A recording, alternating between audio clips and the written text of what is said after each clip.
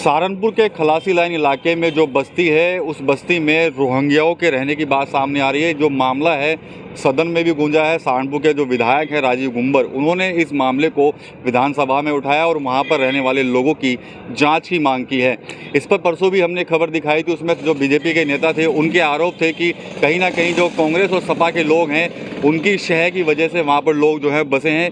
इसी मुद्दे पर हम आप बातचीत करेंगे। यहाँ पर हमारे साथ कांग्रेस से गणेश दत्त शर्मा जी हैं और कांग्रेस से ही निक्कू जी है, चंद्र सिंह निक्कू जी एडवोकेट, किशोर शर्मा जी यहाँ पर है भारतीय जनता पार्टी से हमारे साथ में, और यहाँ साथ ही फिर भाई भी हैं भारतीय जनता पार्टी से। तमाम जो नेता हैं इनसे बात करेंगे। सबसे पहले तो कांग्रेस के लोगों से ही बात कर लेते हैं, निक्कू जी से, क्योंकि निक्कू जी का नाम आया था कि कहा गया था कि राशन कार्ड जो है वहाँ पर जो बनवाए गए थे वो इन्हीं के द्वारा बनवाए गए थे। निक्कू जी, गुंबर जी ने विधानसभा में कहा कि उस बस्ती में तो रोहिंग्या रहते हैं और उस बस्ती को कब्जा मुक्त कराया जाए।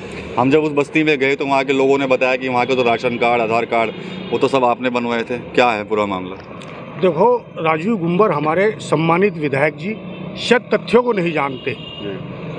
अगर रोहिंग्या सहारनपुर की खलासी लाइन में रह रहे हैं तो ये योगी और मोदी सरकार पर उन्होंने तमाचा मारने का काम किया है। आज 10 साल मोदी जी को इस सत्ता में हो गए, 7 साल से योगी जी है। तो मैं राजीव गुंबर जी के माध्यम से चाहूँगा कि सदन में सवाल उठे कि ये कैसे रह रहे, कैसे हिंदुस्तान में आए। रही बात, राजीव गुंबर ने अपना दलित और मुस्लिम विरोधी चेहरा उजागर किया है, गरीब विरोधी चेहरा उजागर किया है, ये सवाल उठा करके बहुत बार वो इसमें जांच करा चुके हैं। लेकिन चूंकि उनको वोट नहीं मिलता, वहाँ पर दलित और मुस्लिम समुदाय के लोग रहते हैं, सब गरीब लोग हैं, कूड़ा चुगने का काम कर रहे हैं, भीख मांगने का काम कर रहे हैं। और जब मैं वहाँ पार्षद रहा हूँ तो एक पार्षद होने के नाते जो मेरा कर्तव्य था, मैंने अपने कर्तव्य का पालन किया। अगर उन्हें लगता है कि कोई रोहिंग्या वहाँ रह रहा है तो आज तक आपके प्रदेश की सरकार, केंद्र की सरकार कोई कार्रवाई क्यों नहीं कर पाई? मैं ये आप लोगों के माध्यम से पूछना चाहता हूँ। ये सवाल कर रहे हैं निक्कू जी आपसे ही कि कैसे कह सकते कि रोहिंग्या रह रहे हैं, तो 10 साल से कहाँ थे आप लोग? बिल्कुल, विधायक जी ने सही मुद्दा उठाया है। इसमें पहले भी कई बार ये मुद्दा उठ चुका है। आपने देखा होगा कि उसके बिल्कुल बराबर में कुष्ठ आश्रम है। कुष्ठ आश्रम की आड़ लेकर धीरे धीरे पहले वहाँ पर लोग बसते चले गए कुष्ठ रोगी के नाम पर। उसके बाद से एकदम ये बाढ़ आई 10-12 साल पहले, उसके कुष्ठ रोगी के नाम पर वहाँ ये बाहर से आए हुए सारे बांग्लादेशी, जिन्हें रोहिंग्या कहा जाता है, वो लोग बस गए। और हमारा कहना है कि जाँच होनी चाहिए ना। जाँच होने में क्या दिक्कत है? कोई भी हो, गरीब और मजदूर की सरकार है, गरीब और मजदूर के साथ है, कोई भी मुद्दा गलत नहीं होगा। अगर वो लोग भारत के निवासी हैं तो उन्हें रहने का अधिकार है, और अगर वो चोर उचक्के हैं, बदमाश हैं, तो उनको सजा मिलनी चाहिए। कैसे उनके राशन कार्ड बन गए, कैसे उनके आधार कार्ड बन गए, ये जांच का विषय है। अभी आपने बरेली में देखा कि एक ही व्यक्ति ने कैसे 12,000 कार्ड बनवा दिए, जन्म प्रमाण पत्र बनवा दिए। तो क्या जांच नहीं होनी चाहिए? भ्रष्टाचार कहीं भी हो सकता है, कोई भी लालची हो सकता है, कांग्रेसी भी हो सकते हैं, समाजवादी भी हो सकते हैं। पैसा मिल गया उनको और उसमें हो सकता है पैसा लिया और बना दिया। हम तो जांच कर रहे हैं ना, दूध का दूध और पानी का पानी होना चाहिए। निक्कू भाई तो स्वीकार कर रहे हैं कि इन्होंने बनवाया है। निक्कू भाई ने स्वीकार किया है कि इन्होंने बनवाया है। क्या अगर ये साबित हो जाता है कि वो लोग फर्जी हैं तो निक्कू भाई खुद को दोषी मानते हुए सरकार को सरेंडर करेंगे, जेल जाने के लिए तैयार हैं? मैं इनसे पूछता हूँ। निक्कू भाई, किशोर बाबू को कानून का ज्ञान कम है। अच्छा, अगर मैं विकास को किशोर बता के आधार कार्ड बनवा रहा तो मैं फर्जी काम कर रहा। विकास को विकास मानना और किशोर को किशोर मानना फर्जीवाड़ा नहीं है। लेकिन अमजद को विकास मानना तो गलत है ना। बिल्कुल, अगर ऐसा अमजद को विकास मानना, बांग्लादेश का आया हुआ एक अमजद कैसे विकास बन सकता है? कैसे वो किशोर बन सकता है? कैसे वो निक्कू बन सकता है? तथ्यों पर बात करो। अभी जांच की मांग कर रहे हैं आप, और रिजल्ट भी बता रहे हैं आप रिजल्ट कैसे घोषित कर रहे हैं? जांच 10 साल से, हम भी तो ये कह रहे हैं कि 10 साल से आपकी सरकार घास खा रही थी क्या? पहले भी घास काटने का काम करा क्या आपने? लेकिन विधायक जी ने हर साल जांच होती है वहाँ, क्योंकि पहले जांच आपकी जानकारी को बता रह जाती थी। सुनो मेरी बात, लोकल इशू था। किशोर को याद दिला दूं मैं, विकास जी, किशोर जी आपको याद होगा सहारनपुर में एक आतंकवादी का राशन कार्ड बना था, वो भाजपा के हकीकत नगर के पार्षद ने बनवाया था। उसके अलावा सहारनपुर में आज तक ना कोई ऐसी घटना हुई है। पटियाला से जुड़ा हुआ वो आदमी था। सिर्फ भाजपा के लोग आतंकवादियों को सपोर्ट करते हैं, और इनके पास जब कोई विषय नहीं रहता तो हिंदू मुस्लिम पर उतर आते हैं। सवाल सिर्फ इतना है कि इमरान मसूद साहब, मैंने एक भी हिंदू मुस्लिम की बात नहीं की। निक्कू भाई बता रहे हैं कि वो मुस्लिमों के विरोधी हैं। अभी हमने कोई भी नहीं बताया। अपने आप बता रहे हैं कि वो मुस्लिम रहते हैं इसलिए विरोध कर रहे हैं, क्योंकि कारण ये है निक्कू भाई ने हमेशा वहाँ का अपना सिर्फ वोट बैंक बनाने के लिए वहाँ पे बनाया था। ये हिंदू और मुस्लिम का तो विषय ही नहीं है। अगर वहाँ हिंदू भी गलत रूप से रह रहा है तो उसे भी हटना चाहिए, और अगर बांग्लादेशी मुसलमान रोहिंग्या बदमाश रह रहे हैं तो उनका भी होना चाहिए। क्यों रह रहे हैं वो? एक बात मैं पूरी कर दूं, इमरान मसूद साहब ने केंद्र सरकार के जो निर्देश है कि जो जहां रह रहा है वहां पर उनके मकान बनेंगे, उनकी जांच करने के लिए हमारे कहने पर गए, तब से इनके पेट में दर्द होना शुरू हुआ। ये वरना सुन लीजिए, तथ्य जान लीजिए, 50 नहीं कर सकते कि कहाँ पे मकान बनेंगे। ये सरकार डिसाइड करेगी कि कौन सी वो रेलवे की भूमि है, रेलवे की भूमि पे आप बिना उनकी मर्जी के कैसे मकान बना दोगे? हम बना के दे रहे हैं। मोदी जी ने अभी तीसरी सरकार बनते ही कहा है 3 करोड़ और मकान बना के दे रहे हैं, वो गरीबों के लिए मकान बन रहे हैं। लेकिन इमरान मसूद डिसाइड नहीं कर सकते, हमारा विधायक डिसाइड करेगा, हमारी सरकार डिसाइड करेगी। बिल्कुल राजीव कुमार जी ने सही मुद्दा उठाया। विधायक क्या किया इन्होंने अपनी सरकारों में, क्या किया? जब सपा की सरकार रही और कांग्रेस की केंद्र में सरकार रही तब कितने घर बनाए इन्होंने? हम ये लोग कहते हैं कि मोदी जी कह रहे हैं, ये इनसे पूछा जाए कि इन्होंने कितने घर बनाए, कितनों को दिए? आप एक वर्ग विशेष को मकान दिए जाते हैं। आप हमारे यहाँ काशीराम है, उसमें देखिए चल के 95% एक वर्ग को मकान दिए गए हैं। मतलब ये हिंदू दलित की बात करते हैं, दलित को मकान ही नहीं दिए गए।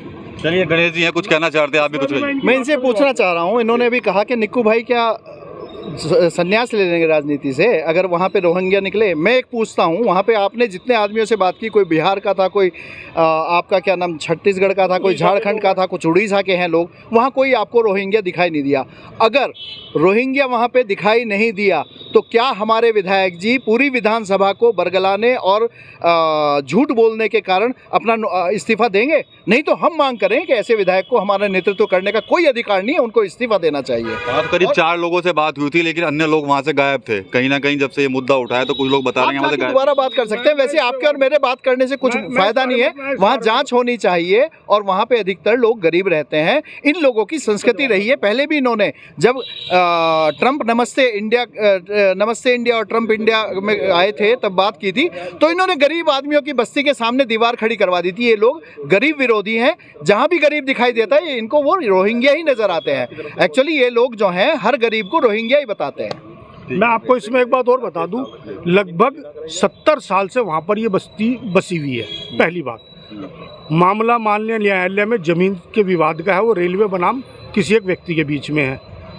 आपने कहा कि इमरान मसूद को क्या अधिकार है, राजीव गुंबर बनवाएगा। अरे भाई, राजीव गुंबर एक विधायक है, वो सांसद है। सरकार से मांग करने का अधिकार सांसद का अधिकार है, जमीन चुनने का मांग करने का अधिकार है। मांग ही करने की बात मैंने कही कि उन्होंने उनसे ये कहा कि मैं तुम्हारे लिए मांग करूंगा, ये बात वो कह सकता है, वो सांसद है, उनका अधिकार है। दूसरी बात, आपने कहा कि वहाँ लोग नहीं मिले। मैं आपको बता दूं, वहाँ के लोग कूड़ा चुगने और भीख मांगने का काम करते हैं और पूरे सहारनपुर जनपद तक में जाते हैं। वो लोग आपको 4 बजे के बाद वहीं सब वापस मिलेंगे, आपको जब उनसे बात करनी हो। और वहाँ लगभग 50% हिंदू हैं, 50% मुसलमान हैं। छत्तीसगढ़, झारखंड, बिहार, उड़ीसा के लोग वहाँ पर हैं। कुष्ठ रोगी भी बहुत सारे लोग जो कुष्ठ आश्रम में नहीं रह पाए वो बाहर रहते हैं।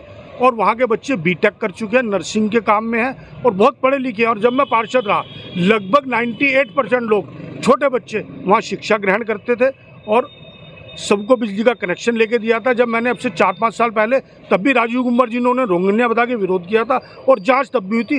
प्रतिवर्ष वहाँ पर शिकायत के बाद जांच होती है। सभी का पिछला रिकॉर्ड सबके पास, पुलिस प्रशासन के पास मौजूद है।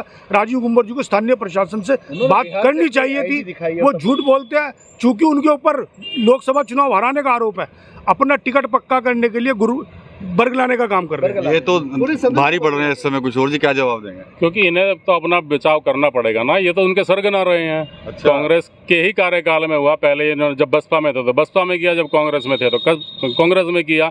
इन्हें जांच होने में इतनी आपत्ति क्यों है? क्यों इतना लड़बड़ खड़ा गए हैं? एक विधायक ने अगर अपने क्षेत्र के एक बस्ती की जांच करने की मांग की है, एक सरकारी पैनल से मांग की है, तो ये कांग्रेस इतना हड़बड़ा क्यों गई है? इन्हें ये नहीं समझ में आ रहा है, क्या ये जब फर्जी निकलेंगे तो ये सब जेल में जाने वाले हैं? क्यों वहाँ पे इतने अवैध धंधे चल रहे हैं? क्यों इतने वहाँ पे नशाखोरी का काम हो रहा है? ये सब जांच का विषय है। अगर इतनी जांच हो जाए तो दूध का दूध और पानी का पानी हो जाए। विधायक जी ने यही तो मांग की है ना कि जांच होनी चाहिए। सिर्फ जांच के नाम पे पूरी कांग्रेस हड़बड़ा गई, पूरा तंत्र इनका सांसद हड़बड़ाने लगा है। निक्कू भाई कह रहे हैं कि नहीं, ये तो चोरी नहीं है। तो ऐसा क्या हो गया? एक जांच के विषय पे अभी तो जांच शुरू भी नहीं हुई भाई। कांग्रेसी इतना डरने की क्या जरूरत है? आप देश के सम्मानित नागरिक है, आपके साथ पूरा न्याय होगा। जांच होनी चाहिए। बिल्कुल होनी चाहिए और हर साल होती है। अच्छा, अगर वहाँ नशाखोरी हो रही तो राजीव गुम्बर और योगी सरकार दोनों को इस्तीफा दे देना चाहिए, क्योंकि वो स्थानीय विधायक है और वो सरकार है। अगर वो अपराधी हैं, अपराध हो रहा है, तो पुलिस कप्तान से लेकर संबंधित चौक के इंचार्ज तक के खिलाफ कार्रवाई क्यों नहीं करा रहे राजीव गुम्बर? जांच हर वर्ष होती है और हमसे जो सहयोग चाहिए जांच में हम करने को तैयार हैं। लेकिन मेरा सवाल ये है कि अगर वहाँ रोहिंग्या नहीं पाए गए तो क्या देश प्रदेश और सहारनपुर के लोगों से राजीव गुम्बर माफ़ी मांगेंगे? उसमें 100% रोहिंग्या ही हैं, इसे मैं दावे के साथ कहता हूं। और मैं भारतीय जनता पार्टी का जिम्मेदार महामंत्री होने के नाते मैं कहता हूं एक एक व्यक्ति की जांच होगी और जो भी जांच में दोषी पाया जाएगा, और ये योगी बाबा की सरकार है, किसी को छोड़ने वाली नहीं है। अभी उन्होंने बताया है ना कल ही कि कोई सद्भावना ट्रेन नहीं चलनी है। अब जिनकी जहाँ जरूरत होगी उनके लिए बुलेट ट्रेन भी चलाई जाएगी। बुलेट ट्रेन का नारा तो फ्लॉप हो गया वो। और हाथरस के लोगों के खिलाफ कितनी बुलेट ट्रेन चली थी ये बताएं किशोर जी? ये 100% कह रहे हैं। तो देश के गृह मंत्री को तुरंत इस्तीफा देना चाहिए। मैं किशोर शर्मा जी से सहमत होते हुए कह रहा हूँ कि अगर यहाँ रोहिंग्या आ गए और 7 साल से, तो ना तो योगी को पद पे रहने का अधिकार है, ना मोदी को, ना अमित शाह को। अगर ये इस बात का दावा करते हैं तो इन्हें बताना चाहिए कि रोहिंग्या इस देश में आए कैसे। 7 साल से और 10 साल से जो सरकार चलाए बैठे, उन्होंने अभी तक कार्रवाई क्यों नहीं की? ये भड़क रहे हैं कांग्रेस वाले। मैं ये कहना चाहूँगा कांग्रेस वाले को कि इसके अंदर ये हमारा भारत देश है, कोई अनाथ आश्रम नहीं है। कोई भी आकर इसमें रहे, चाहे उसमें भाजपा हो, चाहे कांग्रेस हो, चाहे सपा हो, कोई सी भी पार्टी हो, सभी पार्टी को मैं कहना चाहूँगा कि आपको यहाँ पर नहीं रहने देना चाहिए। जांच का विषय है, जांच होनी चाहिए। और निक्कू जी हमारे जो इतना जो इनका पक्ष कर रहे हैं, उसका मैं एक कारण बताना चाहूँगा। निक्कू जी उनके वकील हैं, सिर्फ अल्पसंख्यक कोर्ट में केस ये जो है रेलवे बनाम जो ये कह रहे हैं ना, कोई एक व्यक्ति है, वो एक व्यक्ति नहीं है। रेलवे बनाम निक्कू जी हैं। निक्कू जी उनकी तरफ से केस लड़ रहे हैं, उनको जगह दिलवा रहे हैं। तो ये जांच का विषय है, इसमें जांच जरूर होनी चाहिए। तो जगह दिलवाना चाह रहे हैं आप? ये तो एक बहुत जो उनको चोरी करने का मौका दे रहा है, जो फर्जी कार्ड बनवा रहा है, वही कोर्ट में उनका केस भी लड़ रहा है। और निक्कू भाई को बुरा नहीं मानना चाहिए, एक केस मैंने भी इनके ऊपर किया हुआ है। इन्होंने तो इतनी गफलतबाजी की थी, एक न्यूयॉर्क टाइम्स के अखबार को जबरदस्ती फेक बनाकर एक मोदी जी की फोटो उस पर लगा क्रोकोडाइल के नाम से कर दिया था। उन पर भी इनका एक केस चल रहा है, उस पर भी ये जवाब दे। इनकी तो आदत है कि किसी भी तरह झूठ बोलना है और उसको करना है। ये मेरे ऊपर इन्होंने ये आरोप लगाया भाजपा वालों ने कि वो मुकदमा मैं लड़ रहा हूँ। मैं अभी सार्वजनिक रूप से घोषणा करता हूँ कि अगर उस मुकदमे में मेरा वकालतनामा एज ए एडवोकेट लगा हो या एज ए पार्टी या एज ए विटनेस मेरा नाम हो, तो मैं सार्वजनिक जीवन को आज ही छोड़ दूंगा। और रही बात किशोर शर्मा जी के मुकदमे की, ये किशोर शर्मा जी याद रखना, सरकार बदलेगी तो ये मुकदमा भी झूठा साबित होगा और जेल आप भी जाओगे। तो इसका मतलब सरकार बदलने पे ही होगा। ये मतलब ये सिर्फ अपनी सरकारों में ये सच्चाई को कैसे भी झूठ साबित कर देंगे। ये इस बात से आज भी सहमत है कि सरकार आ जाए। और वहाँ पे उस बस्ती में बिहार, छत्तीसगढ़, उड़ीसा से आए हुए हिंदू मुसलमान एक जगह पे बड़ी आत्मीयता के साथ, बड़े ही सौहार्द के साथ रह रहे। ये इनकी बीजेपी वालों की चिंता है। ये जो बिहार छत्तीसगढ़ से जो है, बिहार उन्माद का भी, सांप्रदायिक उन्माद का भी कारण बन सकता है। ये वहाँ पे एक अपॉर्चुनिटी देख रहे कि वहाँ पे दंगे करा के सांप्रदायिक उन्माद करा दें और अपने मिशन में सफल हो जाए। ऐसा नहीं होने देंगे हम। तो ये बहस जो है काफी गर्मा गर्म हो गई। एक दूसरे पर लगातार आरोप जो है इनकी तरफ से लगाए गए हैं। साफ तौर पर कहीं ना कहीं कांग्रेस का जो आरोप है भारतीय जनता पार्टी के लोगों पर, अगर वहाँ पर रोहिंग्या रह रहे हैं तो आप 10 साल से कहाँ थे, तो वहीं जो भारतीय जनता पार्टी के लोग हैं साफ तौर पर कांग्रेस के लोगों पर निशाना साध रहे हैं कि आप लोग यहाँ पर रोहिंग्या को बचा रहे हैं और वहाँ पर 100% रोहिंग्या बसे हुए हैं, उनकी जांच भी होनी चाहिए। TV9 यूपी के लिए सहारनपुर से विकास कपिल।